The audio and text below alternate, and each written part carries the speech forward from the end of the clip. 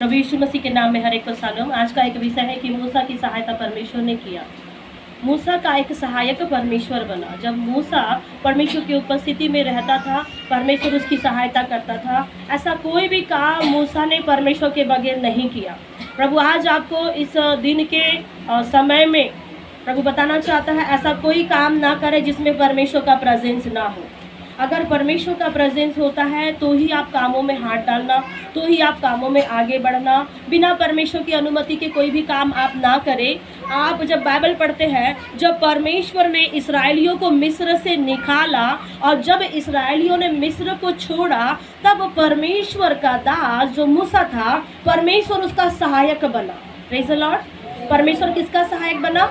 मूसा का सहायक। और जब परमेश्वर मूसा का सहायक बन गया तो इस्राएलियों का सहायक कौन बना? मूसा बना।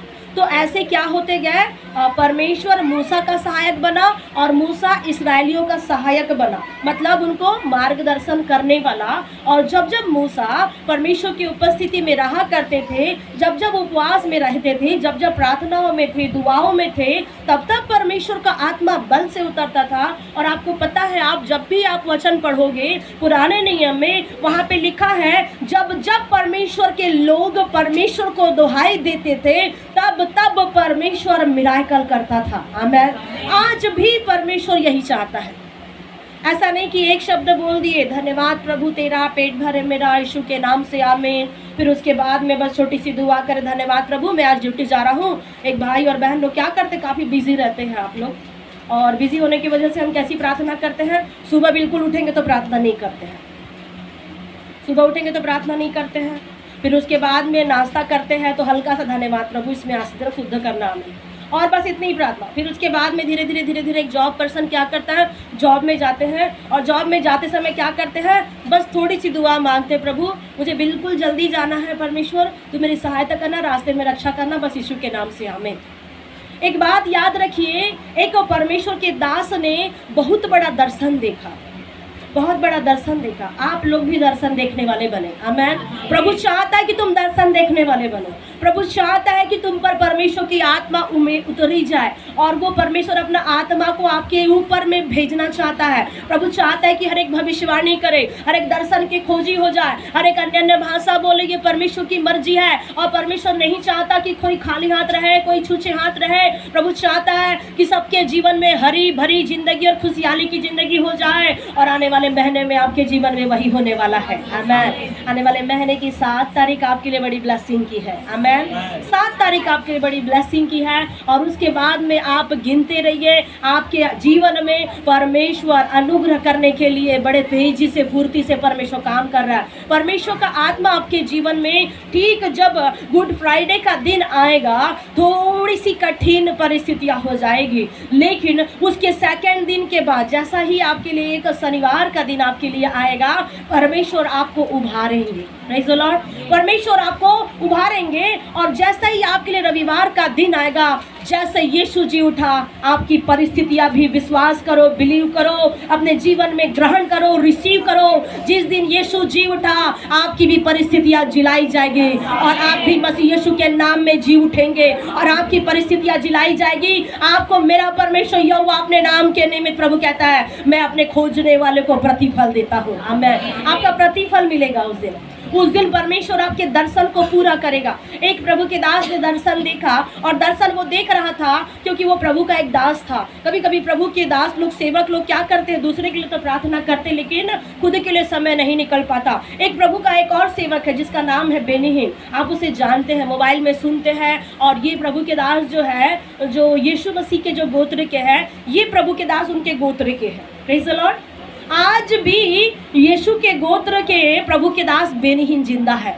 और आपको पता है कि जो सामर्थ यीशु में थी, वही सामर्थ और उससे कहीं ज़्यादा होगी या कम होगी, आप देख सकते हैं मोबाइल में खोल करके। तो क्या है, जैसे यीशु में सामर्थ थी, जैसे वो अपने कपड़ों को ऐसे फेंकते हैं या ऐसे हाथ करते हैं तो लोग क्या होती है, भीड़ की भीड़ गिर जाती है। ये सामर्थ उस यीशु की है जो बेनीहीन के ऊपर में है, और उसके फूंकने से पूरा सामर्थ मिलता है, और वो लगातार फूंकते रहते हैं। तो परमेश्वर ने एक बार प्रभु के दास बेनीहीन को दर्शन दिया, और परमेश्वर ने उन्हें आईसीयू में लेके चला गया।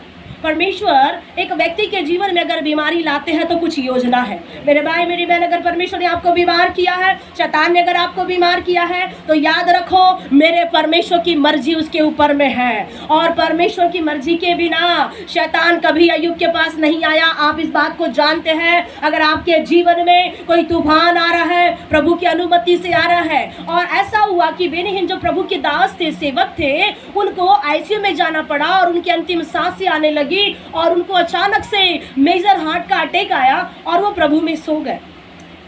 और परमेश्वर उन्हें दर्शन दिखा रहे थे। परमेश्वर उन्हें अपने स्वर्ग में परमेश्वर लेके गए, और स्वर्ग में ले जा तो रहे थे। परमेश्वर का एक दूत स्वर्ग की ओर ले जा रहा था, और 1 से 2 दूत लोग क्या कर रहे थे, उसे नरक की ओर खींच रहे थे।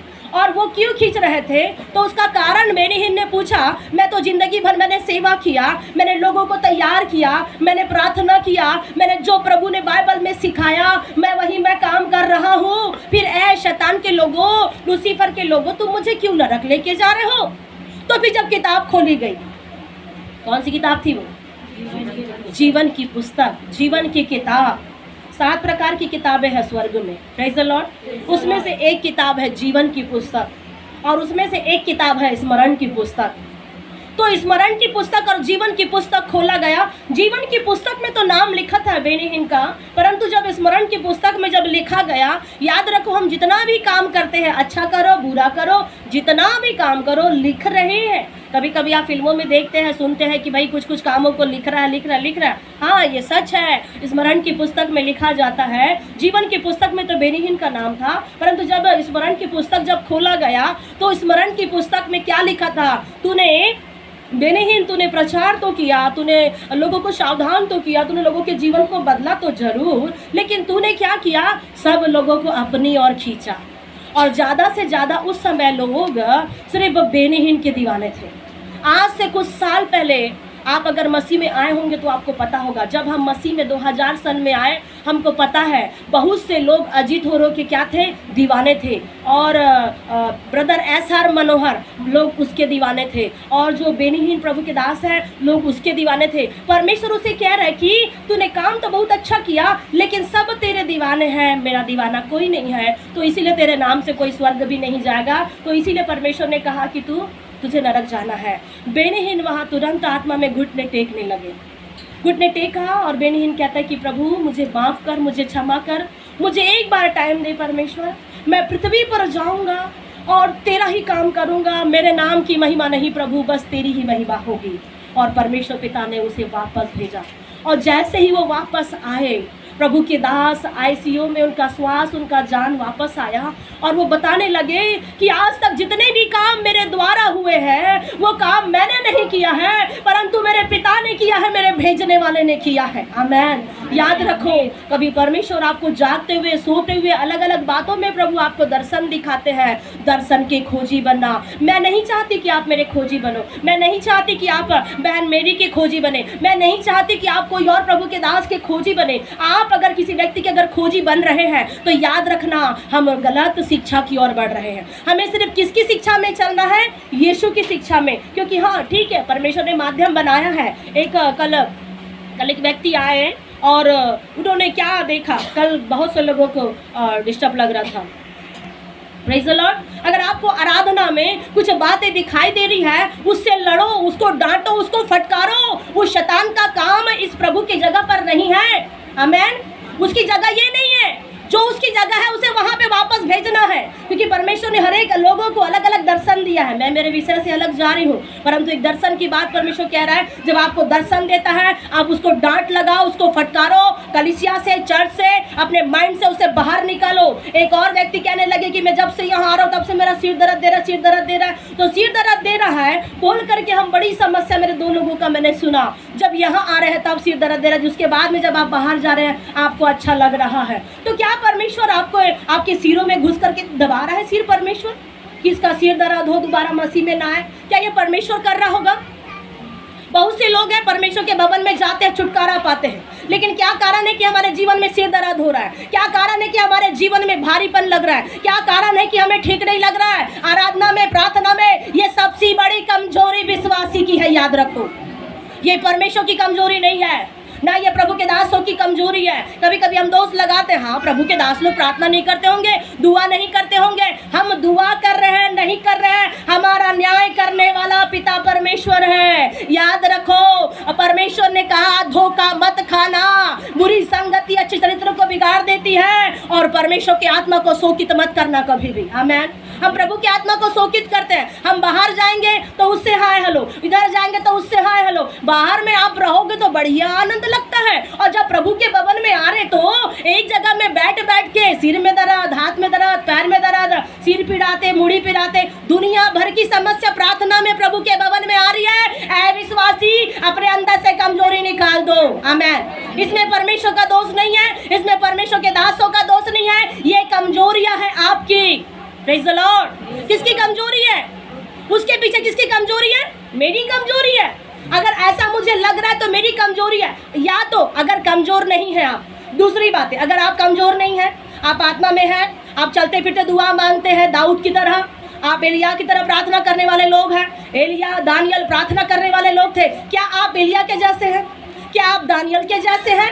क्या आप उनकी तरह हैं जो लगातार प्रार्थना करते हैं? ठीक है, हो सकता है आप उनके जैसे हो भी सकते हैं, धीरे धीरे दुआओं में, प्रार्थना में आगे बढ़ रहे। तो जब आप प्रभु के भवन में आ रहे हैं, आपको भारीपन लग रहा है, थोड़ा एक बात भी हमें समझना है, हो सकता है ऐसी किसी के शरीर में समस्या होगी, इसीलिए प्रभु यहाँ दिखा रहा है। आमीन।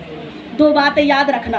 पहली बात, मेरे में गलती है, और अगर मेरे में गलती नहीं है तो कोई तो है यहाँ जिसके सिर में ऐसा लग रहा है। क्या कभी सोचे कोई कि ऐसा कौन व्यक्ति है प्रभु? क्या कभी आपने जानने की कोशिश किया?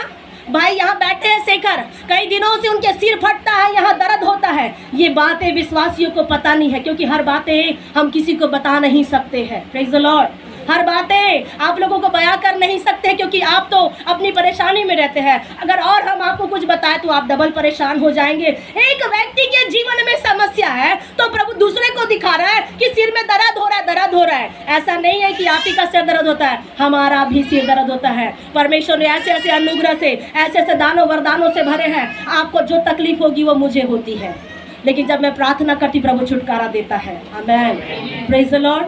हालेलुया। तो आपको समझना है, दर्शन में चलो, समझो और अपने आत्मिक जीवन को कमजोर करो। यहाँ परमेश्वर के लोगों ने दर्शन देखा, दुआ मांग रहे, प्रार्थना कर रहा है, बेनीहीन प्रभु के दर्शन को पाया और प्रभु की इच्छा के अनुसार चलने लगा। आप सोच सकते हैं, आप जब मूसा का सहायक परमेश्वर बन गया तो मूसा अपनी जिंदगी भर परमेश्वर के साथ साथ चलता रहा। वो मूसा के साथ साथ चलने वाला परमेश्वर है। आपको पता है, जब आप हनोक को देखते हो तो हनोक क्या था? परमेश्वर के साथ साथ चलने वाला व्यक्ति था। वो क्या कभी भी बोला कि प्रभु मैं अकेला चलूंगा, मैं अकेला चलूंगा? उसके भी परिवार थे, उसके भी बच्चे थे, उसके भी घराने के लोग थे, और उसके बारे में लिखा है कि सब कुछ होने के बावजूद भी वो हनोक क्या कर रहा है? परमेश्वर के साथ साथ साथ साथ चल रहा है।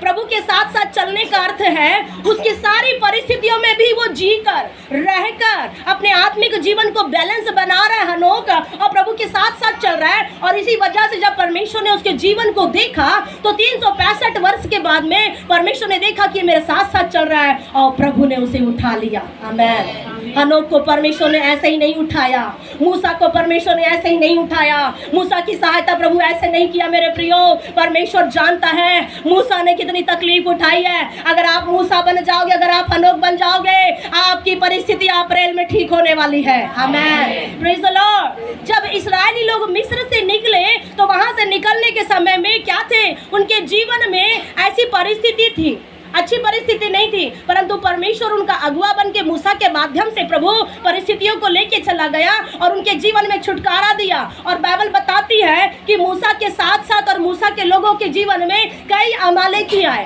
कई परिस्थितियां आई, कई तूफान आए, कई मुश्किल आए। जब आप यहाँ पे वचन पढ़ रहे हैं, यहाँ पे आपने क्या पढ़ा वचन में? जब ऐसी परिस्थिति आने लगी, कौन कौन थे? अमालेकी लोग इस्राएली के जुलूस पर आक्रमण किया तो मूसा ने क्या किया?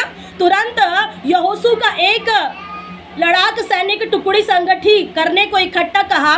फिर साहस और प्रार्थना के बल पर इस्राएल ने इस युद्ध को जीत लिया। Praise the Lord. जब अमालेकी जब युद्ध करने के लिए आए, मूसा चुप नहीं रहा। आमीन। आज अगर प्रभु आपके जीवन में अगर कोई युद्ध ला रहे हैं, चुप मत रहो। प्रभु ने कहा डरो मत, डरो मत, क्या कहा, चुपचाप खड़े रहो। जब रास्ता खुलना है तब चुपचाप खड़े रहो, लेकिन जब दुष्ट या अंधकार की शक्ति आती है, प्रभु यहाँ कह रहा है चुप मत रहो, खड़े रहो, लड़ाई की तैयारियां करो। आमीन।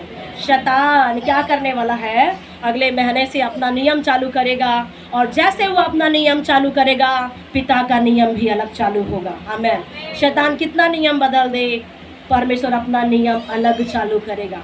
शैतान अपने अपने क्या करेगा, अपनी धारा को लगाएगा, परमेश्वर अपनी धारा को लगाएगा। आमीन।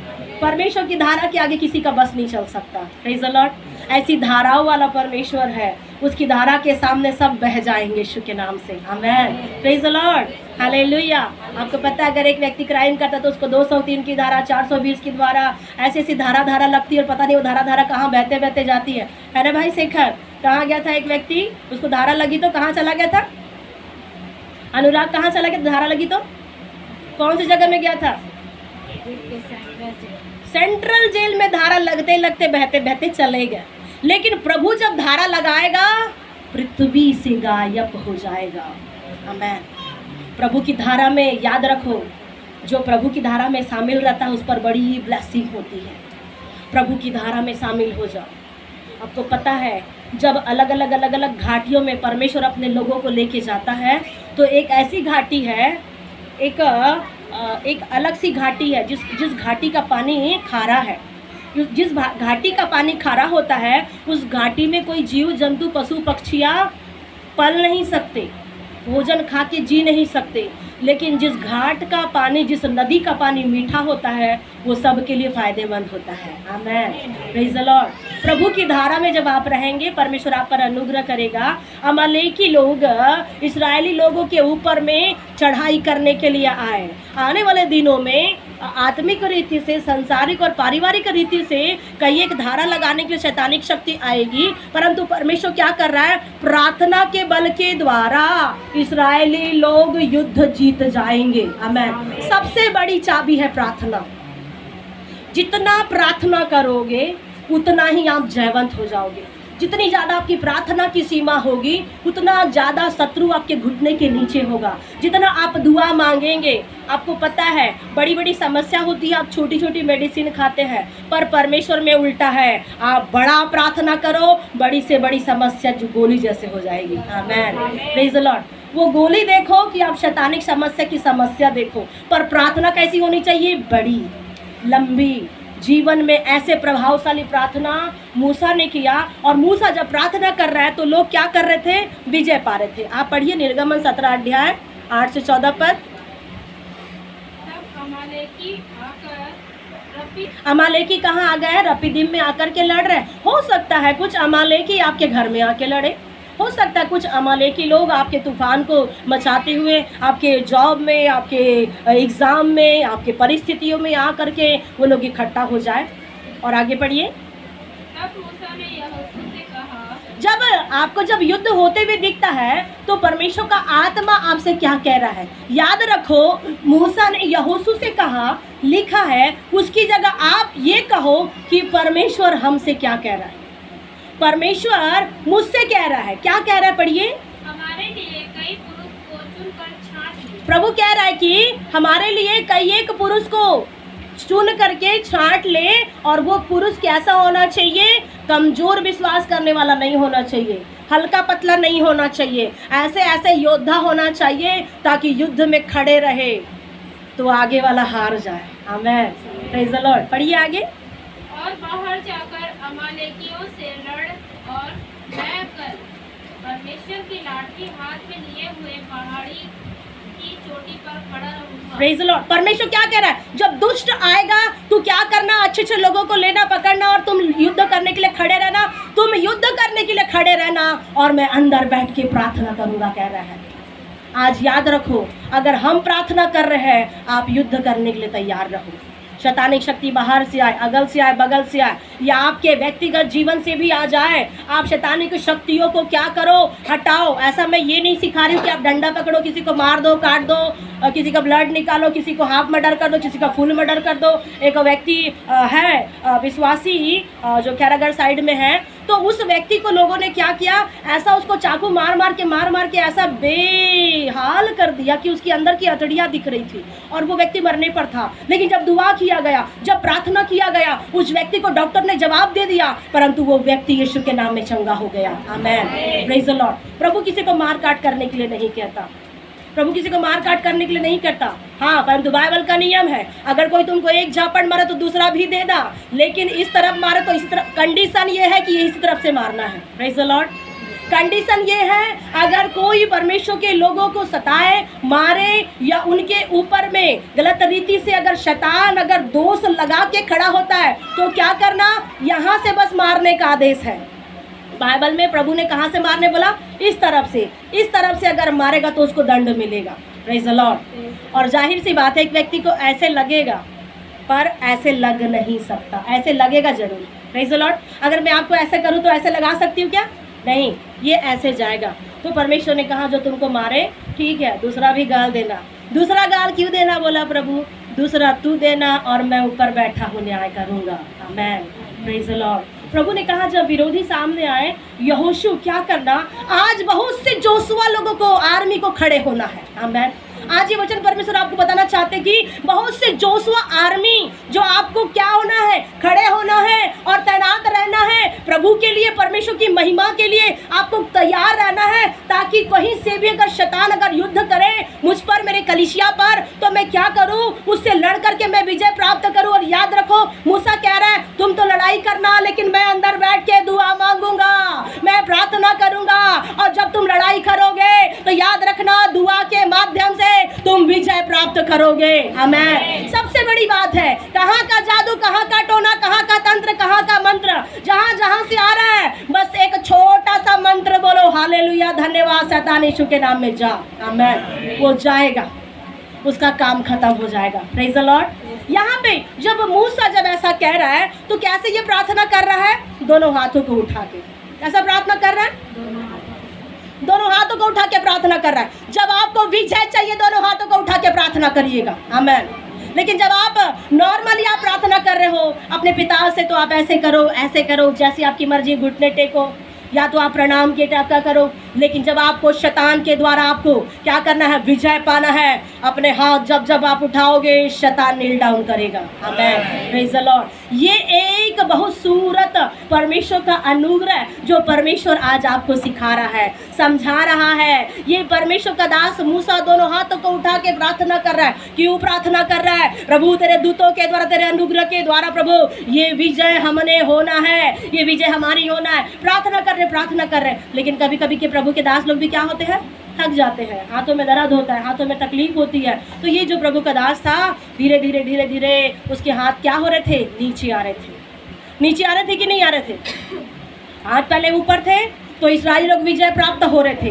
याद रखो, अगर आपकी दुआ की सामर्थ्य ऊपर तक जा रही है, आप विजय हो जाओगे। लेकिन जैसे आपकी दुआ धीरे धीरे डाउन हो रही है, आपकी दुआ धीरे धीरे डाउन हो रही है, हाथ प्रार्थना वाले नीचे हो रहे हैं, आलसीपन, सुस्तीपन, नींद आ रहा है, गड़बड़ी लग रही है, दिमाग खराब हो रहा है, घुटने टिक नहीं पा रहे हैं, कभी मच्छर काट रहा है, कीड़ा काट रहा है, ऐसे विचार के द्वारा धीरे धीरे फिर मन में शैतान बोलता है, कल तेरे बच्चे क्या खाएंगे, कल तू टिफिन में क्या बनाएगा, कल तेरे जॉब में कौन क्या करेगा। धीरे धीरे ये हाथ क्या हो रहे हैं, नीचे हो रहे। कौन से हाथ है? दुआ प्रार्थना वाले। आपको ऐसा लग रहा है मैं बीमार हो रहा हूँ प्रभु, मेरा क्या होगा, मेरी समस्या ये है प्रभु, ये हाथ धीरे धीरे नीचे हो रहे। क्यों? सोच की वजह से, चिंता की वजह से। मूसा का सोच और चिंता की वजह से नहीं हो गया था। याद रखो, मूसा परमेश्वर का भक्त था, उसका हाथ याद रखो 1 घंटे और 2 घंटे के अलावा हाथ खड़े नहीं रहते हैं क्या? नहीं रहते।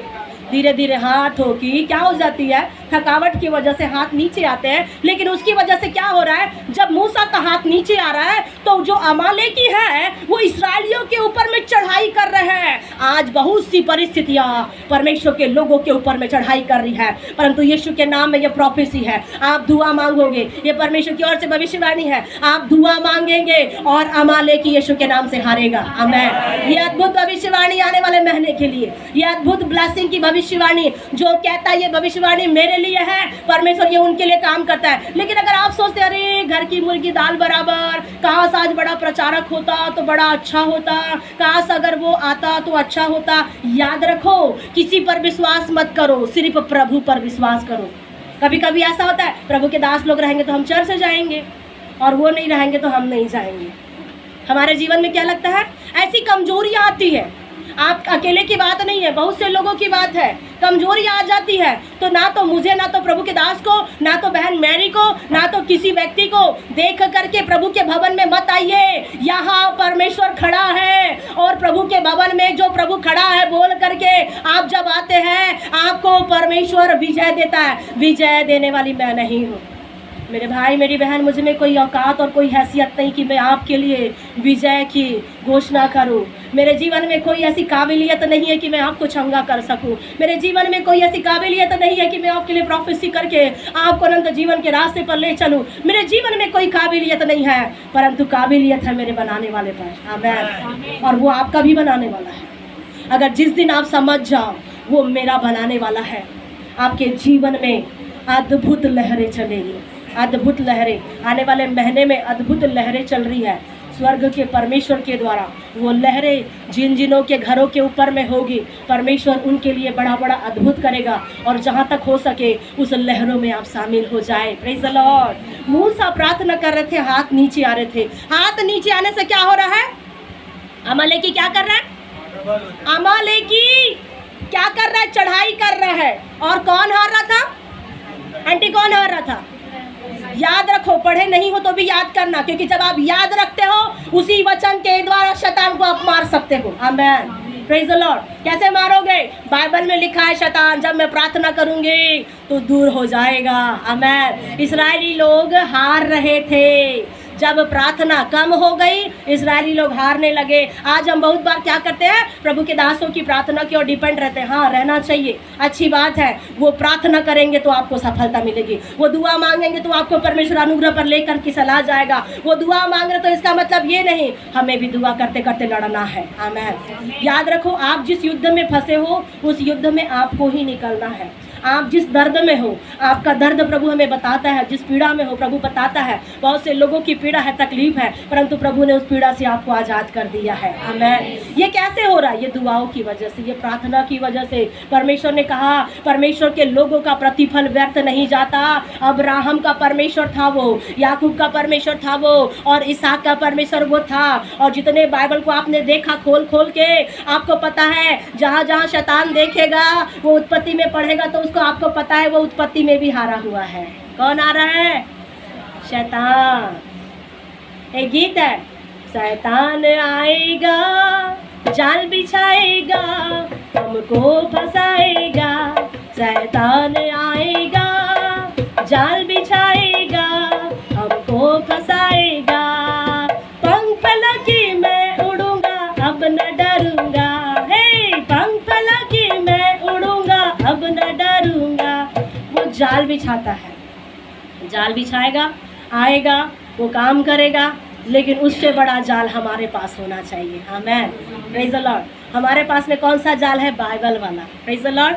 हम जिस बाइबल को मानते हैं, शैतान भी उस बाइबल को कभी माना करता था, लेकिन उसको पता है उत्पत्ति में भी मेरी हार है, निर्गमन मेरी हार है, लय व्यवस्था में तो बलिदान व्यवस्था विवरण में भी देखो तो शैतान की हार है। ऐसा कोई बाइबल का अध्याय नहीं है। 66 किताबें हैं, 66 किताबों में शैतान को पता चलता है वो हर जगह हारा हुआ है। आमीन। और ये 66 दिन में याद रखो आपके लिए 66 दिन में कुछ अद्भुत होने वाला है। 66 दिनों के अंदर आपकी परिस्थितियां बदलेगी, प्रभु नया करेगा। 66 दिन, आज से 66 दिन याद रखो। कौन सा दिन आ रहा है, कौन सा महीना आ रहा है मुझे नहीं पता, लिखो 66 दिन के अंदर, 66 दिन के बाहर नहीं, 66 दिन के अंदर में कुछ अद्भुत होने वाला है। आज आराधना में प्रभु काम कर रहे थे, परमेश्वर की उपस्थिति थी और जय जयकार की ध्वनि सुनाई दे रही थी। बाइबल में लिखा है जब मूसा के हाथ नीचे हो रहे थे, अमालेकी जीत रहे थे, और जब मूसा के हाथ ऊपर हो रहे थे इस्राएली जीत रहे थे। आज प्रभु आपको बताना चाहता है हाथ नीचे ना होने पाए, हाथ ढीले न पड़ने पाए। प्रभु ने कहा तेरे हाथ ढीले मत पड़े, तेरे घुटने कभी ढीले मत हो। तो याद रखना अपनी कमर को, घुटने को, हाथों को क्या करना, हर समय टाइट रखना और प्रभु के सामने निरंतर रहना। जब मूसा थक गया तो परमेश्वर ने किसको भेजा? क्या नाम है उसका? किसको भेजा परमेश्वर ने? क्या नाम है? पढ़िए आगे। मूसा की इस आज्ञा के अनुसार यहोशू अमालेकियों से लड़ने लगा और मूसा, हारून और हूर पहाड़ी की चोटी पर चढ़ गए। मूसा के आज्ञा के अनुसार इस्राएली लोग लड़ने लगे, लेकिन दो लोग चोटी पर चढ़ गए। कौन थे वो लोग? हारून और यहोशू। दो लोग, हारून और यहोशू है कि हूर और यहोशू है? हूर और हारून दो लोग चोटी पर चढ़े। क्यों चढ़ रहे हैं? ताकि जो ये मूसा के हाथ जो नीचे हो रहे हैं, ये लोग क्या कर रहे हैं? एक हाथ को वो हूर ने पकड़ा, एक हाथ को हारून पकड़ रहा है, ताकि वो लोग देख रहे थे प्रभु के दास के हाथ नीचे आ रहे हैं तो इजरायली विजय नहीं हो पा रहे। तो जब जान गया हारून ने और यहोशू लड़ने के लिए सामने चला गया। याद रखो आज एक व्यक्ति लड़ने के लिए है तो दो लोग, तीन लोग दुआ करने के लिए खड़े हो जाओ। आमीन, प्रेज़ द लॉर्ड। आज दुआ करने वाले लोग कम होते हैं, लड़ने के लिए, बहुत सी बातों का प्रचार करने के लिए, अच्छी अच्छी बातों की बढ़ाई करने के लिए बहुत लोग हो जाते हैं, लेकिन दुआ करने वाले कम है, सुसमाचार प्रचार करने वाले कम है। प्रभु चाहता है कि तुम दुआ करने वाले बनो, तुम भविष्यवाणी करने वाले बनो, तुम सुसमाचार की सेवा करने वाले बनो। परमेश्वर ने यहाँ क्या बताया? हूर और हारून क्या कर रहे? मूसा के दोनों हाथ को पकड़े हैं, और बाइबल उस बात की गवाह है, जब जब मूसा के हाथ खड़े रहे इस्राएली लोग जय प्राप्त किए। अब यही जयवंत परमेश्वर आपको अगले महीना देने वाला है। बस कंडीशन ये है, आपके हाथ खड़े रहना चाहिए। खड़े रखो हाथ को,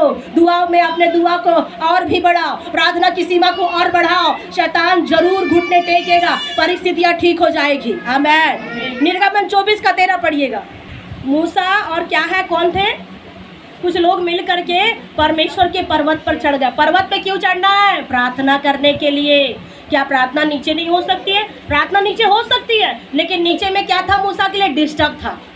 मूसा को नीचे डिस्टर्ब लग रहा है, इसलिए जब जब हमारी प्रार्थना करने के लिए जाए तो प्रभु ने कहा कि तू कोठरी में जा। कोठरी में जाकर तो कोई डिस्टर्ब नहीं करेगा, वहाँ कोई कीड़ा, मच्छर और चूहा भी आके आपको डिस्टर्ब नहीं करेगा। तो ये क्या कर रहा है? मूसा कहाँ चढ़ा गया? चोटी पे, पहाड़ पर चढ़ रहा है, वहाँ पे जाके प्रार्थना कर रहा है। 33 पढ़िए, 33 का 11। और यहोवा मूसा से इस प्रकार आमने-सामने बातें करता था। जब आपको अगर सोचते हो कि परमेश्वर मुझसे बात करे, परमेश्वर मुझे जय दे, तो आपको पहाड़ी पर चढ़ना है। और जब आप पहाड़ी जो प्रार्थना का है उस स्थान पर जब आप चढ़ोगे, प्रार्थना का अर्थ मतलब ऊंचाई, पहाड़ी इसको दिखाता है ऊंचे स्तर पर बैठ के प्रार्थना करना जहाँ कोई डिस्टर्ब ना कर सके। जब मूसा उस चोटी पे, पहाड़ी पे प्रार्थना कर रहा है तो परमेश्वर आमने और सामने दिखाई दे रहा है। आमीन। जब आपकी प्रार्थना स्वर्ग तक पहुँच के ऊंचाई पर करने लगोगे, ऊंचाई के लेवल पे, वो पिता परमेश्वर आमने सामने फेस टू फेस बात करेगा। आमीन।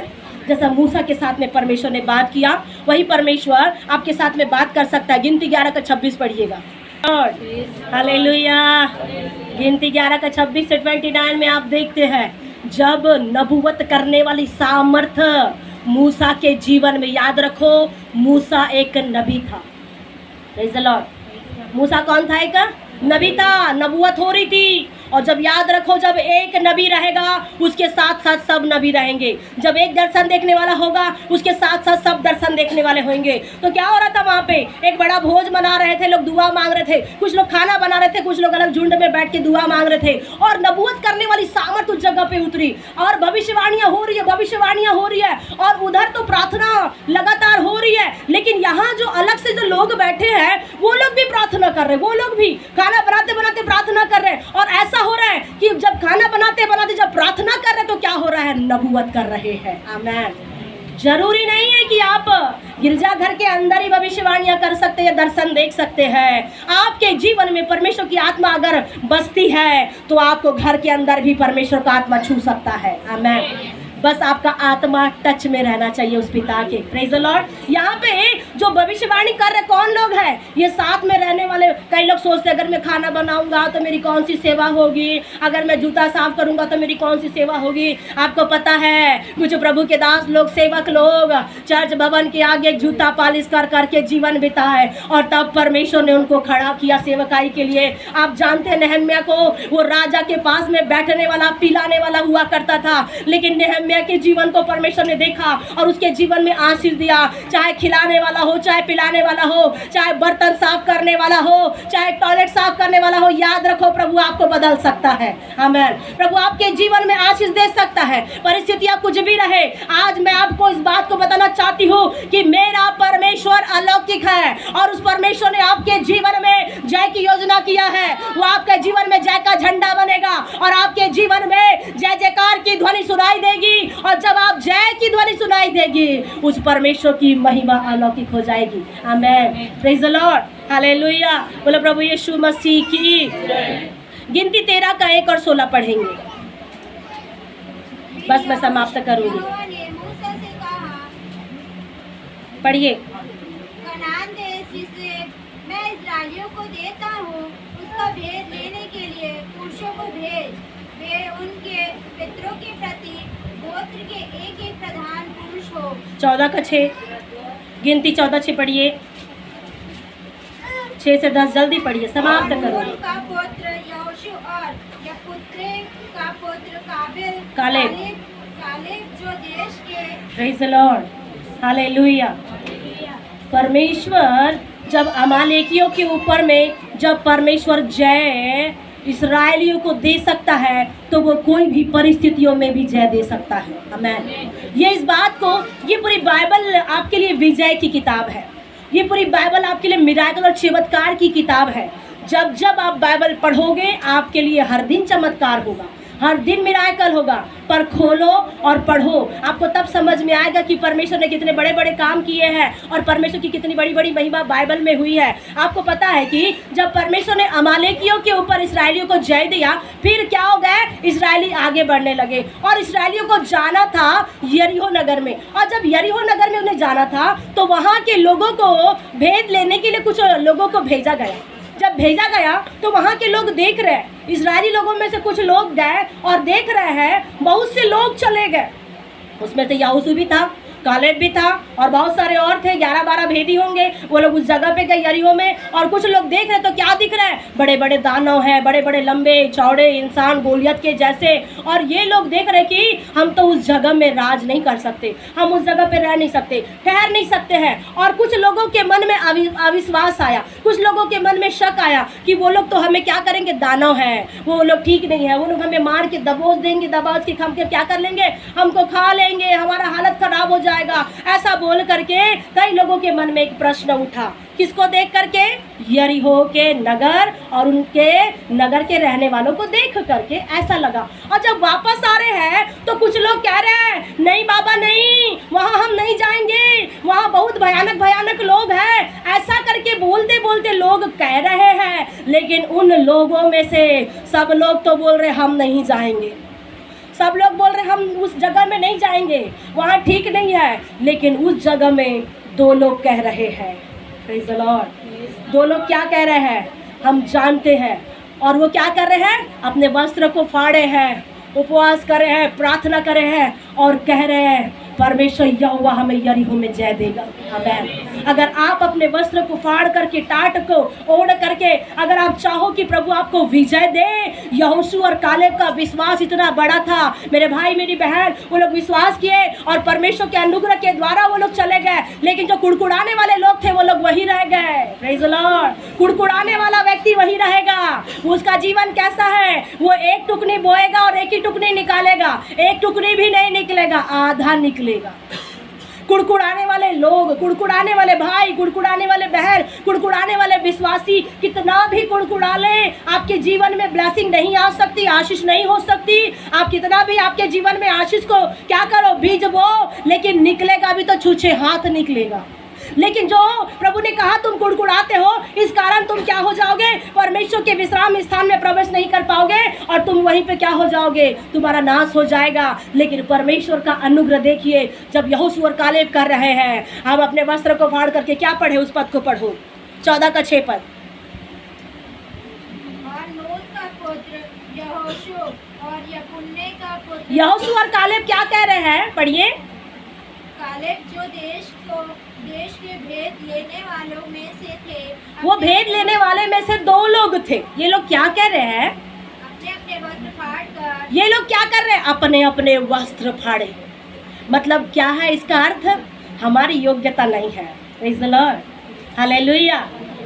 क्या कहना चाह रहे हैं, अपने वस्त्र को फाड़ने का अर्थ है हमारी योग्यता नहीं है कि उस नगर में जा कर के हम विजय पाए। वस्त्र फाड़ रहे हैं और आगे क्या कर रहे हैं, इस्राएलियों की सारी मंडली से कहने लगे, और वस्त्र फाड़ करके इस्राएली की मंडली से कह रहे हैं, क्या कह रहे हैं, पढ़ो। जिस देश का भेद लेने को हम इधर उधर घूम कर आए हैं, जिस देश का भेद लेने के लिए क्या कर रहे थे ये लोग, इधर घूम रहे उधर घूम रहे, इधर उधर घूम घूम के भेद को ले रहे हैं और ले करके वापस आए हैं। वह अत्यंत उत्तम देश है। वो देश कैसा है, कह रहे हैं उत्तम है। जहाँ सब लोगों को परेशानी दिख रही है, यहोशू और कालेब को वो देश उत्तम लग रहा है। आमीन। और यदि यहोवा हमसे प्रसन्न हो तो, यहोशू और कालेब क्या कह रहे हैं, वो प्रार्थना कर रहे हैं छोटे शब्दों में, यदि यहोवा हमसे प्रसन्न हो तो हमको उस देश में जिसमें दूध और मधु की धाराएं बहती है, अगर परमेश्वर यहोवा हमसे प्रसन्न है तो जिस देश में दूध और मधु की धारा बहती है, परमेश्वर वो देश हमको दे देगा। आमीन। अगर आप विश्वास करो, आने वाले महीने में जो आशीष आपकी है, शैतान हारेगा और प्रभु यीशु के नाम से आपकी विजय होगी। और दुआ मांगो, अगर परमेश्वर यहोवा मुझसे, मेरे जिंदगी से, मेरे कामों से खुश है तो परमेश्वर यहोवा मेरी परिस्थिति को ठीक कर देगा। परमेश्वर यहोवा मेरे जीवन में जय देगा। परमेश्वर यहोवा मुझे चंगा करेगा, वो मुझे छुटकारा देगा और मेरी परिस्थितियां उसी खुदा के नाम से बदल जाएगी। आमीन। ये आपके लिए वचन, ये आपके लिए भविष्यवाणी है और आपके लिए भविष्यवाणी पूरी होने वाली है। बस एक कंडीशन है, हाथ नीचे ना होने देना, दुआ करते रहो, प्रार्थना करो। कोई प्रार्थना करने वाला रहे, कोई शैतान को भगाने वाला रहे, कोई दुआ मांगने वाला रहे, कोई शैतान से लड़ने वाला बने। कोई दुआ करने वाला अगर नहीं भी है तो प्रभु के दासों के हाथों को खड़ा करने वाला कोई तो हो जाए। आमीन। प्रभु के दास लोग कई बार थक जाते हैं, निराश हो जाते हैं, समस्या में पड़ते हैं, अलग अलग जगह में जाते, प्रार्थना मांगते हैं, हाथ कभी कभी प्रार्थना के क्या होते हैं, नीचे आने लगते हैं। तो कौन व्यक्ति को जिम्मेदारी है कि उनके हाथों को खड़ा करे। जब याद रखो, प्रभु का दास विजय होगा तो आप भी विजय होंगे। प्रभु का दास अगर नीचे गिर जाएगा, आप भी नीचे गिर जाओगे, कोई उठाने वाला नहीं होगा। प्रभु आज आपको प्रार्थना करना सिखाना चाहता है। प्रार्थना करो, प्रार्थना करोगे आपके विजय होगी। और जितने भी अमालेकी है, जितने भी शास्त्री फरीसी है, संसार के जितने भी अंधकार की जितने भी एनिमी आ जाए, प्रार्थना के द्वारा वो सब वापस जाएगा। आमीन। परमेश्वर यहोवा ने इस्राएलियों को जय दिया, वही प्रभु आपको जय देने वाला है। वही प्रभु आपके जीवन में, आपके जीवन को देख करके आपके आशीषों को बदलने वाला है। आमीन। प्रभु इस वचन के द्वारा आशीष दे। अगला महीना आपके लिए ब्लेसिंग का है, उस ब्लेसिंग के लिए आप तैयार हो जाओ, जय में चलो, आशीष में चलो और परिपूर्ण होते हुए आत्मा में बढ़ते चले जाओ।